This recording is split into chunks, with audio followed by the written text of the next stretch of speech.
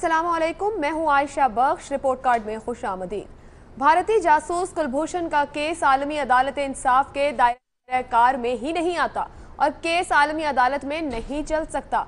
जासूस कुलभूषण यादव का मामला हंगामी नौयत का नहीं है और ये इस अदालत में नहीं चल सकता है। कुलभूषण यादव ने पाकिस्तान में दहशतगर्दी कराने की साजिश करने का एतराफ किया है। भारत के पास कुलभूषण के बेगुनाह होने के क्या सबूत हैं? वियना कन्वेंशन आर्टिकल 36 दहशतगर्दों और जासूसों के लिए नहीं है। ये दलाइल पाकिस्तान की जानिब से नामजद वकला ने आलमी अदालत इंसाफ में कुलभूषण यादव केस के दौरान दिए, जिन्हें मिलिट्री कोर्ट के जरिए मौत की सजा सुनाई जा चुकी है। पाकिस्तानी वकला ने मजीद दलाइल देते हुए कहा कि भारत ने कुलभूषण का पासपोर्ट और पैदाइश का सर्टिफिकेट पेश नहीं किया। उसके पासपोर्ट पर उसका मुस्लिम नाम लिखा हुआ है। पाकिस्तान और भारत के दरमियान 2008 में ये मुआहिदा मौजूद है कि जासूसों के मामले को मेरिट पर देखा जाएगा। पाकिस्तान ने मुआहिदे की पासदारी करते हुए हाई कमीशन सतह पर कुलभूषण की गिरफ्तारी से आगाह किया। कुलभूषण यादव केस आलमी अदालत इंसाफ में लड़ा गया है, लेकिन अदालती फैसले के असरात पाकिस्तान भारत ताल्लुकात पर क्या होंगे, ये बहुत ही दिलचस्प सवाल है।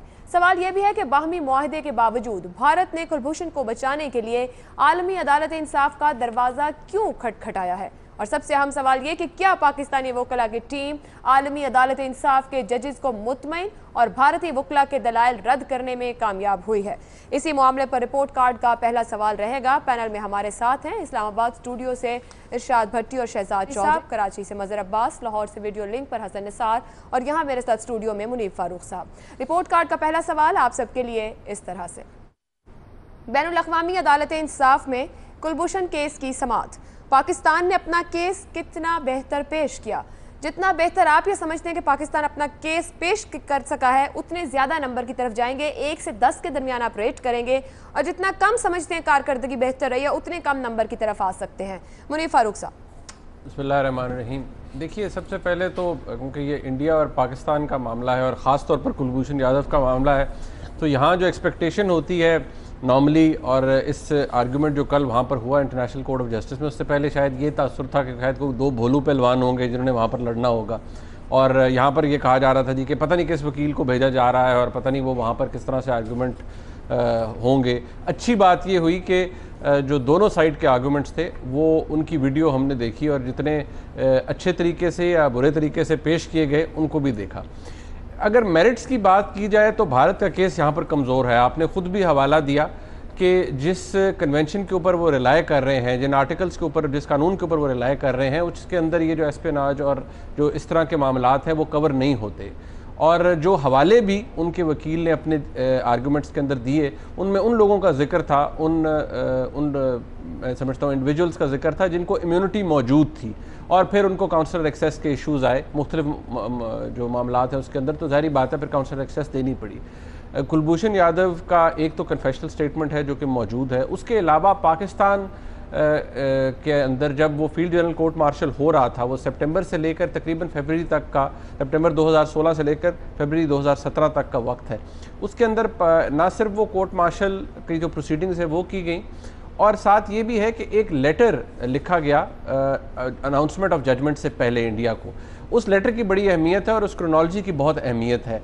13 लोगों का सवाल किया गया कि ये 13 लोग कुलभूषण यादव से राब्ते में थे, उसके बैंक अकाउंट में पैसे डालते थे, इन लोगों के बारे में बताया जाए, और ख़ास तौर पर बहुत ही फ्लिम्जी जवाब मिला है जो कुलभूषण यादव के पासपोर्ट्स के हवाले से है। ये तो बात होगी मेरिट की। हमने 3 आर्गूमेंट्स पेश किए। एक ये कि कोई अर्जेंसी का मामला नहीं है, दूसरा ये कि रिलीफ मौजूद नहीं है, तीसरा ये कि बायलैटरल इशू है, इसमें इंटरनेशनल कोर्ट ऑफ जस्टिस की जो रिस्ट्रिक्शन नहीं है। ये तो हो गई मेरिट्स की बात, लेकिन प्रैक्टिस की बात भी थोड़ी कर लेनी चाहिए कि इन ममालिक के अंदर या इंटरनेशनल अरीना के अंदर भारत की जो इम्प्रेशन है वो, या उनकी जिस तरह से वो मनूवरिंग करते हैं, वो बहरहाल पाकिस्तान से बेहतर करते हैं। इस मामले के ऊपर I will be really surprised कि अगर भारत के हक़ में कोई फ़ैसला आता है, क्योंकि मेरिट वाइज भारत का केस बहुत कमज़ोर है। पाकिस्तान की तरफ से जो केस प्रेजेंट किया गया वो बड़े इफेक्टिवली किया गया, उसके लॉ पॉइंट्स आज द न्यूज़ के अंदर रिपोर्ट भी हुए हैं, और जो वकील साहब थे खावर कुरैशी साहब, he is among one of the very few QCs in England, Pakistani origin के, और बड़े काबिल वकील हैं, उन्होंने बड़े अच्छे आर्गूमेंट्स पेश किए। तो मैं समझता हूँ कि इफेक्टिव रिस्पॉन्स था पाकिस्तान की तरफ से, और अब देखना ही है कि फैसला क्या आता है, लेकिन प्रैक्टिकल साइड और मेरिट्स जो है इनको भी जहन में रखिए। आप रेट कहाँ कर रहे हैं कि पाकिस्तानी केस कितना बेहतर पेश? मैं तो समझता हूँ जी बहुत अच्छा प्रेजेंट किया, और जी हाँ, मैं तो कम से कम ये कहूँगा कि as a student of law कम से कम जो मुझे लगा कि उन्होंने बड़ा अच्छा आर्गूमेंट पेश किया। 10 ना भी दे तो 9 दे दे। चलिए 9 दे रहे हैं। शहजाद चौधरी साहब।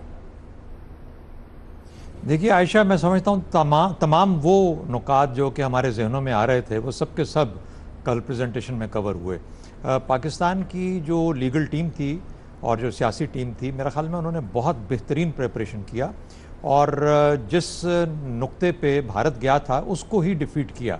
यानी 2008 की वो जिसका आपने रेफरेंस दिया, वो वाली एग्रीमेंट या भारत का वो स्टांस कि वो ऐसे मामलात जो कि सिक्योरिटी से रिलेटेड हैं और ख़ास तौर पे जासूसों के मुतालिक हैं, उसके ऊपर मेरिट ऑफ द केस के मुताबिक फ़ैसला किया जाएगा काउंसलर एक्सेस के बारे में, ये बड़ा वाज़ेह था। दूसरा, मेरे ख्याल में एक बहुत इंपॉर्टेंट पॉइंट ये जो भारत ने नहीं प्रेजेंट किया और पाकिस्तान ने कहा, वो तो ये था कि उसका जो पासपोर्ट है वो क्यों हुसैन पटेल के नाम से जारी किया गया इंडिया की तरफ से, और हुसैन पटेल का क्या ताल्लुक है कुलभूषण यादव के साथ। यानी ये वो नुकात हैं जो कि जाहिर है कि भारत के लिए एक्सप्लेन करना मुश्किल है। मैं समझता हूँ 3 बुनियादी बड़ी एरियाज थे जो कि अपने आपके सवाल के कॉन्टेक्स्ट में जिन्हें हमें देखना चाहिए। सियासी, जिसको कि बहुत अच्छे तरीके से कहा गया और गो के उसको इन्वोक नहीं किया जेनेवा कन्वेंशन को, लेकिन मामला तकरीबन वहाँ तक लिया गया और ये कहा गया कि वियना कन्वेंशन तो अप्लाई नहीं करता। ये तो आदमी एक जासूस था और जासूसी जो है वो किसी और कन्वेंशन के नीचे कवर होती है। इसको वियना कन्वेंशन के जो एलिमेंट्स हैं या जो हिस्से हैं, जो आर्टिकल्स हैं, वो नहीं इसको गवर्न करेंगे। एक तो ये सियासी पहलू था जिसको कि उन्होंने बगैर कहे छोड़ दिया वहाँ पे। और दूसरा मेरे ख्याल में लीगल के ऊपर अलबत्ता यूँ है कि वो मुनीब ने इतना खूबसूरती से एक्सप्लेन किया, ये क्या हम लीगल बुनियादों पे जो नुकात हैं, जो कि प्रेसिडेंस है, जो कि बाकी मामलात हैं, वो हम उसको कर पाए ताकि जजेस को हम सोच को तब्दील कर सकें। ये वो एरिया है जिसके बारे में मैं ज़्यादा नहीं कह सकता, ना जानता हूँ, इसलिए मुश्किल होगा उस पर कमेंट करना। अलबत्ता अमेरिका के एक और जर्मनी के दरमियान एक ऐसा मामला ज़रूर हुआ था जहाँ पे 2 जर्मन बाशिंदों को अमेरिका में एक जुर्म करते पकड़ा गया और उनको मौत की सज़ा हुई और जर्मन ने उनको बचाने की कोशिश की। इसी ICJ ने उनके हक़ में फ़ैसला करना चाहा, लेकिन अमेरिका ने उसके ऊपर अपना हक़ इस्तेमाल किया और कहा कि ये इंडिविजुअल्स के ऊपर नहीं लागू होता। तो ये एक और प्रेसिडेंस था, मेरा ख्याल है शायद ज़रूर इन्वोक किया गया होगा। और मेरा ख्याल है फाइनली प्रेजेंटेशन मेरे ख्याल में आउटस्टैंडिंग थी, तमाम नुक्ते कवर किए गए, बड़े इफेक्टिवली कवर किए गए। अब देखिए नतीजा क्या निकलता है, लेकिन मेरे हिसाब से जो पाकिस्तान का केस था बहुत बखूबी उसको वहाँ पे पेश किया गया, तो मैं भी इसको 9 नंबर ही दूंगा। अभी तक पता नहीं इसका नतीजा निकलता क्या है, निकलना चाहिए नहीं भारत के हक में, लेकिन देखते हैं। ठीक, हसन निसार साहब, प्रेजेंटेशन की बात की गई, बखूबी केस पेश किया गया, साथ ही जो मुनीब साहब बात कर रहे थे कि प्रैक्टिकल ग्राउंड्स हैं एक, और एक वो कह रहे हैं कि मेरिट है, मेरिट वाइज पाकिस्तान एज रखता है, लेकिन भारत इस लेवल पर आकर मैनूवरिंग करने में बेहतर है। आप किस तरीके से केस देख रहे हैं और नंबर कहाँ देंगे पाकिस्तान को रेट करते हुए? मेरा नहीं ख्याल कि मुनीब साहब और शहजाद साहब ने जो कुछ फरमाया उसके बाद तो लस्सी में पानी डालने वाली बात है। मैंने सुना है, हालांकि मैं तो लॉ की ABC से वाकिफ नहीं हूँ। It was very impressive. ये कल ब्रेक में हम लोगों ने आपस में बात भी की थी, मैं तो आई वॉज रियली इम्प्रेस्ड। तो ये जो दूसरी बात हुई है कि इंडियंस जो हैं वो मनूवर करने में, मैनिपुलेट करने में चीज़ें डेफिनेटली वो हमसे बेहतर हैं, लेकिन लेट्स होप वो इस तरह के लोग नहीं हैं कि उनकी अपनी नेकनामी पे हर्फ आएगा अगर वो मेरिट पे नहीं चलते या किसी मनूवरिंग का शिकार होते हैं, तो उनकी अपनी साख मजरू होगी। बाकी केस बहुत उम्दा तरीके से, इसमें कोई शक नहीं। एज ए ले मैन मेरा ऐसे ही है जैसे कायदे आज़म की तकरीरें सुन के जिनको इंग्लिश नहीं आती थी वो भी दाद देते। किसी ने पूछा क्या, उन्होंने कहा कि ये मेरा दिल कहता है कि ठीक कह रहा है। सो मुझे लॉ की तो समझ नहीं है, लेकिन जिस तरह वो पेश किया जा रहा था तो इट वॉज रियली इम्प्रेसिव। तो आप 9 दे रहे हैं, 10 दे रहे हैं? आप 9, 10 जो मैं तो आई एम फुल्ली कन्विंस्ड कि हमारी तरफ से जो कुछ भी हुआ है, इट वाज वेरी इंप्रेसिव, आप कह रहे हैं, हुआ है, बहुत अच्छा हुआ है। तो 10 दे रहे हैं जी। मजहर साहब जी, आप कितने इंप्रेस हुए? जी देखिए, मैंने तो क्योंकि कोर्ट रिपोर्टिंग भी की है और कई साल की है, और मैंने बड़े अच्छे अच्छे लॉयर्स को आर्ग्यू करते हुए देखा है बड़े संजीदा मुकदमात में, इनको मैंने पहली मरतबा सुना था। दो चीज़ें बड़ी अहम होती हैं जो सीनियर लॉयर्स बताया करते थे, खालिद इसाक मरहूम और जस्टिस दोराब पटेल मरहूम से भी जब गुफ्तगू होती थी, कि आर्गूमेंट जितना फोकस होगा आपका और जज को उतना ही आप कन्विंस कर पाएंगे। आप फोकस रहें, इधर उधर की बातें घुमाने की ज़रूरत नहीं रहती आपको। और ये मुकदमात बड़े मुख्तलिफ़ किस्म के मुकदमात हैं और ज़ाहिर हमने पहली मरतबा सुना है आलमी अदालत में। वैसे हम देखते रहे हैं इंटरनेशनल जो हेयरिंग्स होती हैं उनको कभी कभार। तो मेरे लिहाज से तो उन्होंने दो चीज़ें बहुत ज़्यादा फोकस की, एक जुरिस्डिक्शन और दूसरे ये कि भारत को उसके अपने आर्गूमेंट को काउंटर करने के लिए जो दलाइल दिए वो बहुत मजबूत थे। लेकिन जो चीज़ मुझे परेशान किया, उसने जितनी तेज़ी से आलमी अदालत ने इंडिया की पिटीशन को एक्सेप्ट किया और फौरी तौर पे विद इन फ्यू डेज़ जो है उसकी हेयरिंग भी फिक्स कर ली, ये मेरा ख्याल है अनप्रेसिडेंटेड है। कम से कम मुझे नहीं याद पड़ता कि कोई पिटीशन फाइल हुई हो और फौरी तौर पे उसकी हेयरिंग रख ली गई हो। ये चीज़ ऐसी है कि जो आउटसाइड कोर्ट परेशान करने वाली बात है। जहाँ तक आर्गूमेंट है, जहाँ तक जुरिस्डिक्शन का ताल्लुक़ है, जुरिस्डिक्शन को जिस अंदाज में चैलेंज किया गया है, जिन दलाइल की बुनियाद पे ये बात की गई है और ख़ुद इंडिया का जो अपना केस है उसको जिस अंदाज में काउंटर किया गया है वो बहुत मजबूत हैं।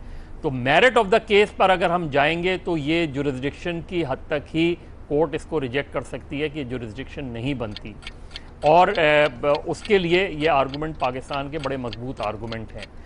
लेकिन ये अगर इससे हट के कोई बात होती है तो वो मुझे फिर वो पुरानी चीज़ पे ले जाएगी कि क्यों इतनी जल्दी एक पिटीशन को एक्सेप्ट करके ये नहीं देखा गया कि ये आपकी जुरिस्डिक्शन बनती है नहीं बनती।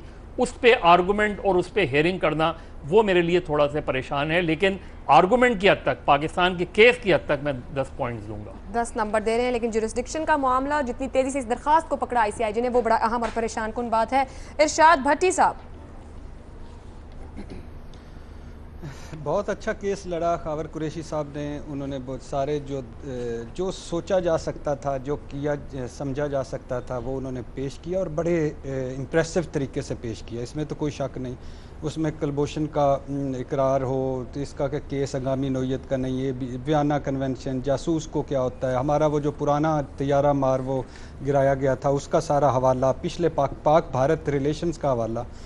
लेकिन और ये दूसरी बात है कि केस का जो भी फ़ैसला होता है इधर पाकिस्तान के हक़ में होता है या पाकिस्तान के मुखालिफ होता है, ये तो एक बात की बात है। इस केस में एक जो मेरे ख्याल से जो प्लस पॉइंट है वो ये है कि जब 1947 में कश्मीर में मूवमेंट चल रही थी, जंग चल रही थी और मुजाहिदीन आगे तक पहुंच गए थे, तो तब भारत गया था अक़वाम मुत्तहिदा में और जाके उसने कहा था कि ये इसको बंद किया जाए। और जिस अक़वाम मुत्तहिदा के कहने पे पाकिस्तान ने इस जंग को और इसको ख़त्म किया, तो उसके बाद से हमारा ये स्टैंड रहा कि भारत को अक़वाम मुत्तहिदा की करारदादों के मुताबिक कश्मीर का हल करना चाहिए और वो इससे टाल मटोल करता रहा था। भारत को अपनी इस गलती का बहुत एहसास था, वो क्योंकि किसी न किसी तरह आलमी प्रेशर पड़ता था और वो फिर दाएं बाएं करता था। तो 74 में जब भुट्टो साहब शिमला मुआहदा कर रहे थे तो उस वक्त भारत ने खसूसी तौर पर इसमें ये एक शिक डलवाई कि जब भी पाकिस्तान भारत के कोई डिस्प्यूट्स होंगे तो वो अपने तौर पर बाहमी तौर पर मिलकर हल करेंगे, उसमें तीसरे फरीक की कोई गुंजाइश नहीं होगी। तो 40-42 साल के बाद भारत अपने उस स्टैंड से हट के पहली दफ़ा गया है कुलभूषण के मामले पर आलमी अदालत इंसाफ में। तो अब ये हमारे लिए ये केस जो भी इसका फ़ैसला होता है, हम हारते हैं या जीतते हैं, हमारे लिए एक बहुत बड़ा ये ओपन है कि हम कश्मीर समेत अपने सारे फोरम्स को ज़्यादा ताकत के साथ, ज़्यादा शिद्दत के साथ आलमी फोरम्स पे ले जा सकते हैं, क्योंकि अब उसने खुद ही वायलेट किया शिमला मुआहदा को, एग्रीमेंट को। इसको ताशकंद में भी लिखा था मगर शिमला में तो बिल्कुल क्लियर था। तो मेरे ख्याल से ये एक बहुत बड़ा प्लस पॉइंट है कि अब पाकिस्तान को इस तरह इसको लेके जाना चाहिए और कश्मीर समेत सारों को आलमी सतह पे हमें लेके जाना चाहिए कि ये भी तो एक कब्ज़ा है, ये भी तो एक जुल्म है, ये भी तो एक ज़्यादती है, ये भी तो लोग मारे जा रहे हैं और ये भी तो एक उसके मुताबिक फ़ैसला मेरिट पे नहीं किया जा रहा। ठीक, तो मैं इसको मेरे वही मुनीब के ने 9 नंबर दिए, मेरा दिल तो नहीं चाह रहा क्योंकि मुनीब के साथ, लेकिन मजबूरी है 9 ही सही। आपकी मुनीब के साथ क्या मजबूरी? अच्छा 9 नंबर दे रहे हैं शाद भट्टी साहब। मुनीब साहब एक छोटा सा सवाल, आपने बात की थी भारत की मैनूवरिंग और मैनिपुलेशन की, मदर साहब बात करें जितनी तेजी से भारत की दरखास्त उठाई गई, जुरिस्डिक्शन पे फिर वो सवाल उठा रहे हैं, क्या उठाने से पहले नहीं देखा गया हुआ कि उनकी जुरिस्डिक्शन बनती है या नहीं? आप भी इसमें कुछ देख रहे हैं कि कुछ है ऐसा कि सवाल हो सकता है या नहीं? देखिए ये पॉइंट बड़ा वैलिड है जो क्योंकि इसकी बड़ी जो मदर साहब ने इसको पॉइंट आउट किया, बड़ा वैलिड सा आर्ग्यूमेंट है, क्योंकि जिस स्पीड से किया गया है उससे सवाल ज़रूर जहन में आते हैं कि किस तरह से उसकी जो हेयरिंग है वो कंप्लीट की गई है। ये पॉइंट बड़ा वैलिड है।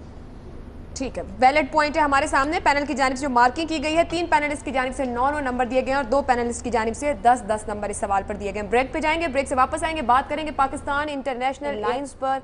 एक बार फिर पाकिस्तान के लिए बदनामी का सबब है पैनलिस्ट की राय कि किस तरीके से इस इदारे की बेहतरी की तरफ जाया जा सकता है। बहुत बार इस पर बात हुई, रिपोर्ट कार्ड में आज फिर सवाल उठाएंगे ब्रेक के बाद।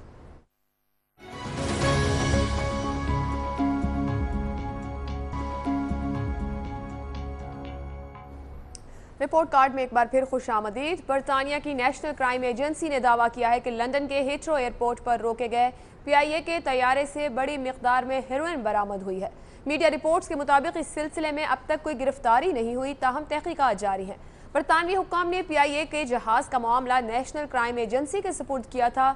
इस दौरान जहाज के अमले से सवालात में इस बात पर जोर दिया गया कि वो जहाज में कहाँ ड्यूटी पर मामूर थे। 8 घंटे की पूछताछ के बाद अमले को जाने की इजाज़त दे दी गई, पासपोर्ट जब्त कर लिए गए। अब से कुछ देर पहले की खबर है कि पासपोर्ट दे दिए गए हैं। कौमी एयरलाइन की बदनामी का ये कोई पहला वाकया नहीं है। इसी माह के आगाज में कौमी फ़ज़ाई कंपनी के एक सीनियर पायलट की जानिब से फ्लाइट का कंट्रोल ज़ेरे तरबियत पायलट के सुपुर्द करके 2.5 घंटे तक सोते रहने का इंकशाफ भी सामने आया था। ऐसा करके पायलट ने न सिर्फ एयर सेफ्टी की खिलाफ वर्जी की थी, बल्कि तैयारे में सवार 305 मुसाफिरों की जिंदगियों को भी खतरे में डाला था। इसके अलावा PIA की इस्लामाबाद तक बीजिंग जाने वाली परवाज PK 852 के पायलट ने एक चीनी खातून को कॉकपिट में बुलवाकर उन्हें वहां बिठाया था। इसी साल फरवरी में PIA की कराची से जद्दा जाने वाली परवाज में इसाफी मुसाफिरों के सवार होने के बाद 7 मुसाफिरों को 3 घंटे से ज्यादा की परवाज के दौरान खड़े रखा गया था। माजी में भी PIA के अमले के अरकान मनी लॉन्ड्रिंग और ममनुआ अशिया की स्मगलिंग में मुलव्वस पाए गए हैं। इसी मामले पर सवाल रखेंगे कि पाकिस्तान इंटरनेशनल एयरलाइंस की बेहतरी के लिए क्या किया जाना चाहिए। सवाल इस तरह से है, PIA दुनिया भर में पाकिस्तान के लिए बदनामी का बायस, बेहतरी के लिए क्या करना चाहिए? 2 ऑप्शन आपके सामने रख रहे हैं, निजकारी या फिर इंतजामी मामलात में बेहतरी। मजहर अब्बास साहब। देखिए, हमारे यहाँ कॉकपिट से या तो हेरोइन बरामद होती है, हेरोइन पाई जाती है, या हेरोइन बरामद होती है। और ये कोई आज का वाक़या नहीं है। ये आपने जिन वाक़यात का जिक्र किया सिर्फ यही नहीं है, बल्कि पिछले कई सालों से मुझे अगर अब पहले पता होता ये सवाल था तो मैं आप एक कॉन्फिडेंशियल डॉक्यूमेंट लेकर आता जो US ड्रग इन्फोर्समेंट की थे, जो जिस ज़माने में 80s की बात है। ये उस ज़माने में बाकायदा उन्होंने उन अफसरान के नाम लिस्ट किए थे कि जो ह्यूमन स्मगलिंग में पाकिस्तान से इन्वॉल्व होते थे, जिसमें FIA इमिग्रेशन के लोग शामिल थे, जिसमें जो है वो कस्टम्स के लोग शामिल थे। और अभी भी आप देखें कि ये जब होता है तो सबसे पहले तो जहाँ से वो जहाज़ टेक ऑफ किया है उस अमले को सबसे पहले गिरफ्तार होना चाहिए। सबसे पहले पूछगछ वहाँ से शुरू होनी चाहिए, क्योंकि एक प्रोसेस में जब तक जहाज़ में चीज़ पहुँचती है तो वो एक प्रोसेस में ही पहुँचती होगी। लेकिन हमारे यहाँ कभी भी एक्शंस नहीं होते, और इसका सारी जो बुनियादी चीज़ है इसमें आप नेचकारी कर लें तब भी प्रॉब्लम्स अपनी जगह रहेगी। बेसिकली इंतज़ामी कंट्रोल है, इसको डीपोलिटिसाइज करना है, क्योंकि जितनी ज़्यादा आप जिस अंदाज में यहाँ भर्तियाँ होती हैं, चाहे वो PIA ले लें, चाहे दूसरे डिपार्टमेंट्स ले लें, कस्टम्स ले लें, सिविल एविएशन ले लें, आप पुलिस ले लें, तो हमारे यहाँ जो प्रायोरिटीज़ हैं, हमारे यहाँ जब इस तरह के लोग पकड़े भी जाते हैं उनके केसेस इसी तरह वाइंड अप कर लिए जाते हैं। तो मेरा ख्याल है जब तक आप इसको डीपोलिटिसाइज नहीं करेंगे और इंतज़ामी तौर पे इसको मजबूत नहीं करेंगे, और जिन अफसरान को वहाँ लगाया जाता है उनको ऑटोनमस नहीं करेंगे, जब तक ये प्रॉब्लम सॉल्व नहीं होगी। क्योंकि मसला सिर्फ PIA का नहीं है, मसला नीचे जो इमिग्रेशंस के लोग हैं, FIA के लोग हैं, कस्टम्स के लोग हैं, ASF के लोग हैं, ये पूरी एक चेन होती है और क्या आपको नहीं पता कि किस चेन से होती हुई चीज़ें गई हैं। तो ओवरऑल जब तक ओवरहॉलिंग नहीं होगी इस सारी चीज़ की, ये बहुत ज़्यादा संगीन मसला होता जा रहा है। और इसमें PIA को, और जब आपको पता है कि जब आपके नेशनल कैरियर को जो है अगर ग्राउंड कर दिया जाए या उसको पेनल्टी हो, तो ये बेसिकली कौम के ऊपर सारी बात आती है, मुल्क के ऊपर सारी बात आती है। तो मेरा ख्याल है इसको ओवरऑल पर्सपेक्टिव में देखना चाहिए, वरना इस तरह के वाक़यात होते रहेंगे, क्योंकि हमारी आदत रही है कि हम हर चीज़ को जो है वो अंडर द कारपेट कर देते हैं। ठीक, मजमूई तौर पर इसको ओवरहॉलिंग की जरूरत है, इंतजामी तौर पर खुद मुख्तार और डीपोलिटिसाइजेशन की जरूरत है पाकिस्तान इंटरनेशनल एयरलाइंस को। इरशाद भट्टी साहब, देखिए, एक ही लफ्ज़ है जो इस सारे किस्से को करता है, वो है मिसमैनेजमेंट।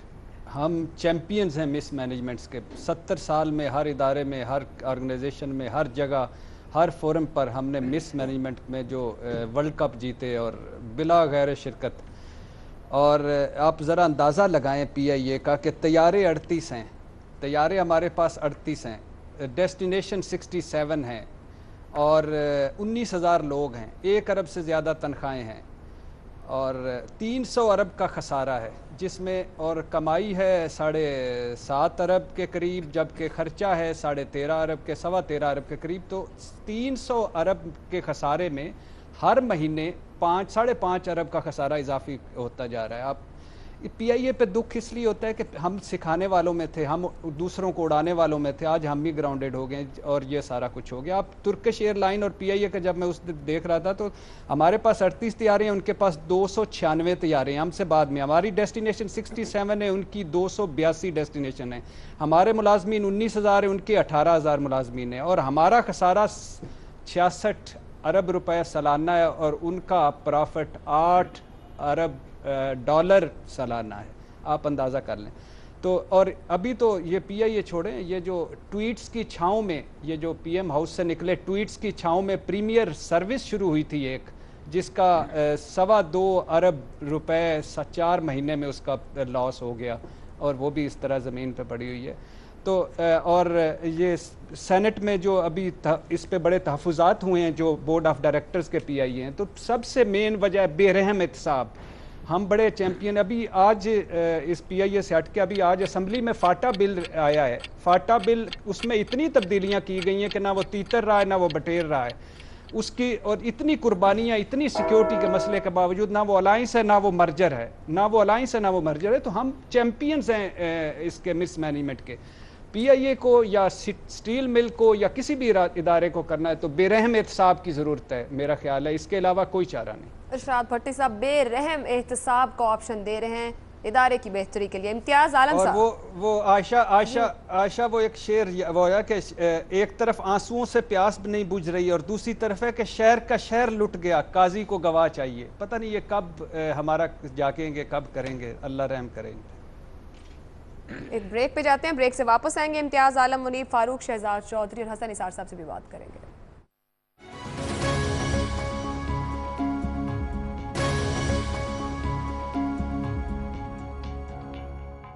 PIA दुनिया भर में पाकिस्तान के लिए बदनामी का बायस, बेहतरी के लिए क्या करना चाहिए, निजकारी या इंतजामी मामलात में बेहतरी। इम्तियाज़ आलम साहब, मेरा ख्याल है कि एयर मार्शल साहब की मौजूदगी में मुझसे सवाल करना मुनासिब नहीं है। मैं अपना वक्त एयर मार्शल साहब को देता हूँ।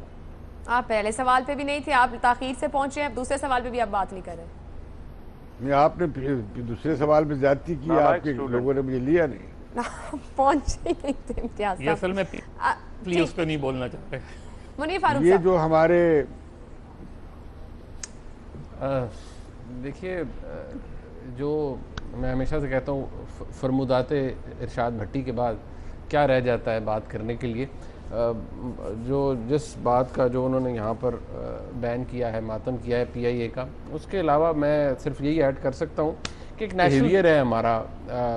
बहुत सारी इश्यूज़ के ऊपर ना हम सॉल्यूशंस प्रपोज करने की बजाय फैनिंग करते हैं सिर्फ कि ये हो गया, हर एक कोई आप रगड़ा निकाल दें सबका। बात ये कुछ करेक्टिव मेजर्स लेने की ज़रूरत है। मदर साहब ने बड़ी इंपॉर्टेंट बात ये की थी, भट्टी साहब ने भी उसकी तरफ इशारा किया है कि ये जिस तरह हम इस तरह के इदारों को इस्तेमाल करते वोट लेने के लिए, और फिर जिस वोटर से वोट लिया जाता है फिर उसको नौकरी देने के लिए, वो सबसे बड़ा वो रिफ्लेक्शन है कि हमारे मुल्क की सियासत, हमारे मुल्क की गवर्नेंस जो है वो किस तरफ जा रही है। एहतसाब तो एक बड़ी मैं इसलिए कहूँगा कि एक ऐसी चीज़ है जिसके बारे में ये नहीं कहा जा सकता कि कौन, फिर आप किसको मैंडेट किसको दे रहे हैं एहतसाब करने का। जिनके जो एहतसाब करने के मजाज हैं शायद उनका एहतसाब इस वक्त खुद हो रहा है, ये भी एक बहुत बड़ी बात है। यहाँ पर ज़रूरत यह है कि आपके पास, हम अभी तक, मैं तो कम से कम मैं तो प्राइवेटाइजेशन के हक़ में हूँ कि आप प्राइवेटाइजेशन करें।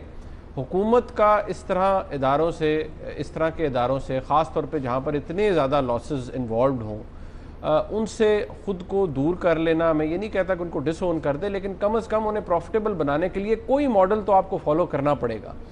और PIA को आज से खसारे में नहीं है, मुस्लिम लीग नून की हुकूमत जब नहीं थी तब भी खसारे में था, आज भी खसारे में है। तो फिर जारी बात है 4 साल के बाद आप क्या बेहतरी लाए हैं।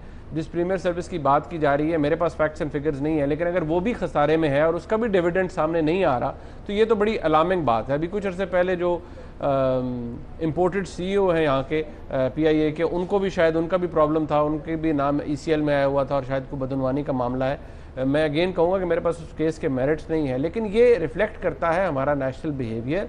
और इस तरह का वाक़या जो हुआ है, ये सिर्फ एक बात, ये एक पाकिस्तान का एक इदारा नहीं, PIA नहीं, बल्कि पूरी दुनिया में जहाँ पर भी आप जाते हैं PIA नेशनल फ्लैग कैरियर है, बदनामी पाकिस्तान की होती है। अब जिन लोगों ने भी ये इस सारे पूरा जो सारा मामला है कि अगर हेरोइन थी या नहीं थी, किस हद तक थी, किस तरह से जहाज़ के अंदर पहुंची, तो ये रिफ्लेक्ट करता है हमारे ऊपर और बहुत ज़्यादा क्वेश्चंस रेज होंगे।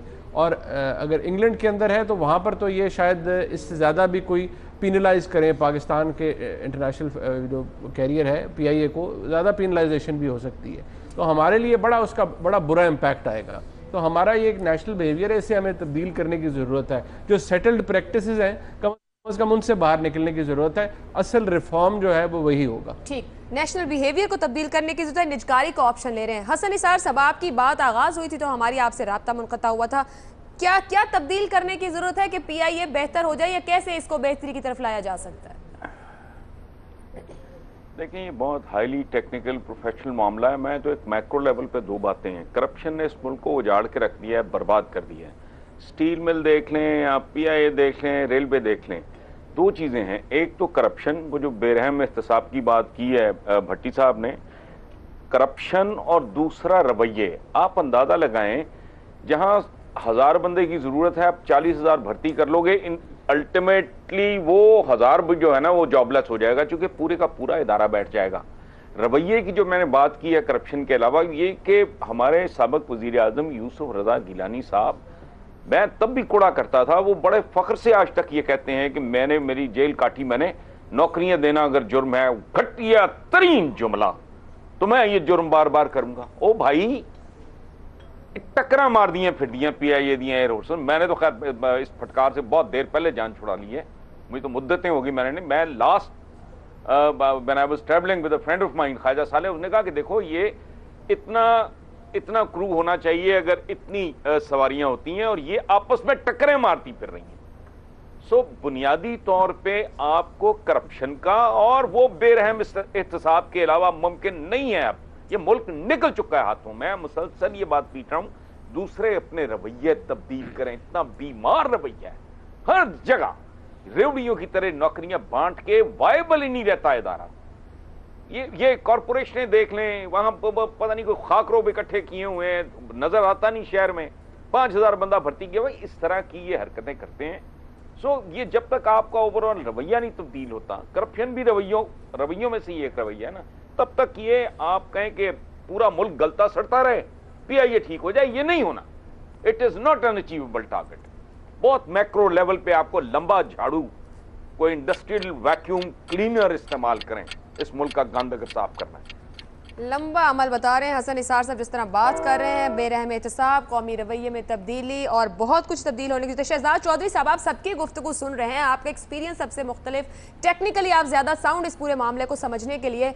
बहुत बार हमने इस पर बात की पहले भी, और PIA को लेकर बहुत बार खबरें भी सामने आती हैं, कभी प्राइवेटाइजेशन की बात होती है, इंतजामी तौर पर मामलात बेहतर करने की बात है, लेकिन कुछ भी पॉजिटिवली या मुस्बत तौर पर आज तक सामने नहीं आया। PIA वहीं की वहीं, बल्कि मजीद बदतर सूरत हाल।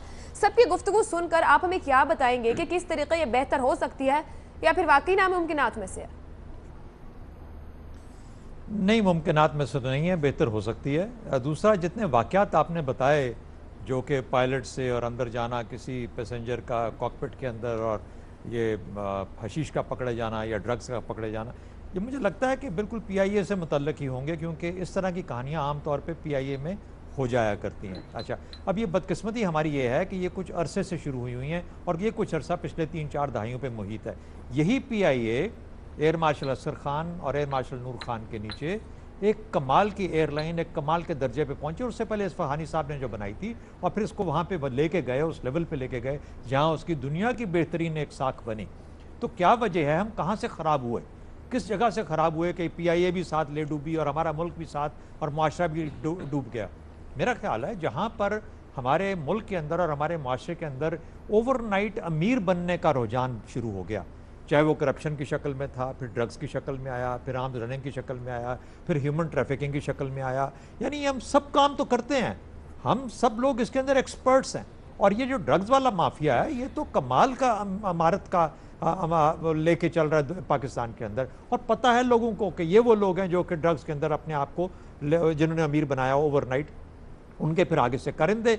और फिर एक चीज़ याद रखें कि PIA के अंदर जो बाहर सिक्योरिटी गेट पे बंदा खड़ा है, वो बेशक यूनिफॉर्म में होगा, उस बंदे से लेके वो जो आखिरी बंदा आप हाथ हिला के जहाज़ को सी ऑफ करता है जब पैसेंजर बैठ जाते हैं, उस बंदे तक सब के सब इसके अंदर कुछ ना कुछ ले रहे होते हैं, कुछ ना कुछ हिस्सेदार हैं। और तो इस उनकी सबकी शमूलियत के बाद जाके इस किस्म का जुर्म अपनी जगह पे सरजद होता है। और इसके अंदर क्या कैबिन क्रू, शायद पायलट्स, कॉकपिट क्रू भी शामिल हो। बहरहाल ये है वो कहानी जो कि पाकिस्तान की कहानी बन चुकी है। तो क्या इसका हल क्या है? मेरी नज़र के अंदर पहली बात तो ये है कि इसको बिल्कुल निजकारी की ज़रूरत नहीं है, ये सीधी की जा सकती है। ये सीधी रही है, एयरलाइन सीधी चलती रही है, बाकियों को भी बनाया है, आज भी बन सकती है। बेशक उसमें रवैयों की तब्दीली है, बेशक उसमें हमारे जो कदरें हैं उनको वापस इस्टेब्लिश होना है, लेकिन इस तरह से इस मुल्क में जितना ख़राबी आ चुकी है, ये कदरें ठीक होने वाली नहीं है। मेरे पास सिर्फ एक ही सलूशन है, करप्शन हो या ड्रग के ऊपर बंदा पकड़ा जाता है, मौत की सज़ा। और मैं देखता हूं कि उसके बाद कौन करप्शन करता है इस मुल्क के अंदर और कौन ड्रग्स को यहाँ पे ड्रग ट्रैफिकिंग करता है। ये दो कर दीजिए, शायद इसी से ही आधा जुर्म ख़त्म हो जाएगा। मौत की सज़ा बाकी मुल्कों में है, इस मुल्क में क्यों नहीं हो सकती? तो शहजाद चौधरी साहब, आप ऑप्शन ये दे रहे हैं कि अगर कोई पकड़ा जाए करप्शन करता या फिर ड्रग को ले जाते हुए, तो उसको मौत की सज़ा दी जाए। ये ऑप्शन है PIA को बेहतर करने के लिए? मेरे ख्याल में जब तक आपका मुआशरा ठीक नहीं होगा, आपके लोगों को ये जो गंद फैला हुआ है PIA को ओवरऑल मुआशरे पे डाल रहे हैं, पूरा मुआशरा बेहतर होगा तो PIA बेहतर हो सकती है। नहीं आयशा, आप देखिए ना, आप कितना सिंपल बात कर रही हैं। PIA दुरुस्त थी क्या? किसी ज़माने में बेहतरीन एयरलाइन थी? हम कहीं पे ख़राब हुए? हम क्यों ख़राब हुए? अगर हम इन 2-4 सवालों के जवाब दे लें तो मेरा ख्याल है कि हमें शायद अपने माशरे में भी बेहतरी नज़र आएगी, PIA भी बेहतर हो जाएगी। PIA को वही लोग चलाते हैं जो इस माशरे का हिस्सा हैं। तो जहाँ से ट्रक पे या हाथों के अंदर हशीश या ड्रग्स चलते हैं किसी भी फ्रंटियर से, और आप कराची पहुँचते हैं और कराची से फिर जहाज़ में घुसते हैं, ये सारी एक रूट है, एक रूटीन है। इन लोगों को कहीं ना कहीं पे पकड़ना पड़ेगा, इसको इंटरडिक्शन करनी पड़ेगी, उनको मौत की सजाएं देनी पड़ेगी। ठीक, मुआशरे से निकले इदारे मुआशरे के रवैये लिए हुए हैं, कौमी रवैये तब्दील करने की जरूरत है। PIA को डीपोलिटिसाइज किया जाए, करप्शन का खात्मा, बेरहम एहतसाब, निजकारी। और शहजाद चौधरी साहब ये कहते हैं कि अगर कोई करप्शन करता या ड्रग ट्रैफिकिंग करता पकड़ा जाए तो मौत की सजा दी जाए, जुर्म ऐसे ही कम होना शुरू होगा। प्रोग्राम आपने देखा, अपना फीड भेज सकते हैं। मुझे इजाज़त दीजिए, अल्लाह हाफ़िज़।